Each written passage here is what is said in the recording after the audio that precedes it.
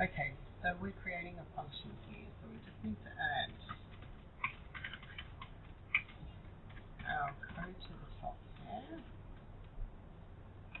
Right, and then end it off here.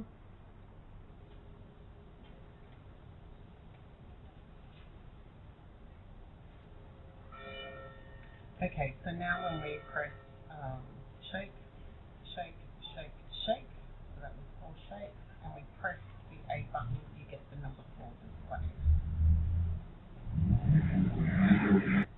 Okay, so challenge 2, you now need to program your microbit button A and B. So when both are pressed at the same time, the steps counter gets set back to 0.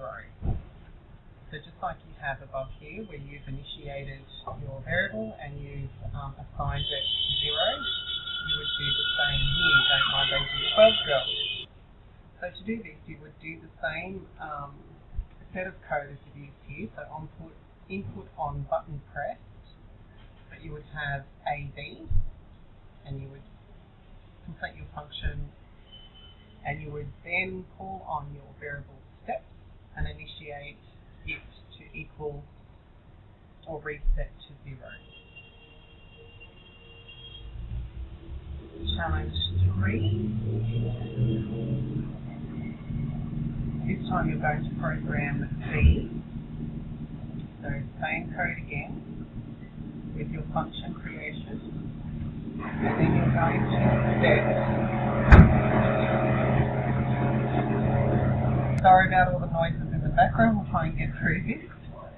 Okay, so for button B, you are going to program that if you have reached your goal, so it's an if statement, if you have reached so many steps, so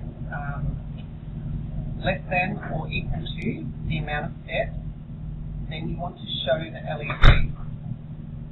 Okay, so you have show LEDs here, and then in those LEDs you want to show a tick if you have reached your step goal. If you haven't reached your step goal, so then you would complete your if statement with an else, as seen in code that you've done before. You again want to show the LED, and it's time to display a cross. Okay, I hope this helps, girls. Just give it your best shot and make sure you upload something by Sunday midnight so that I have something to mark. Thanks.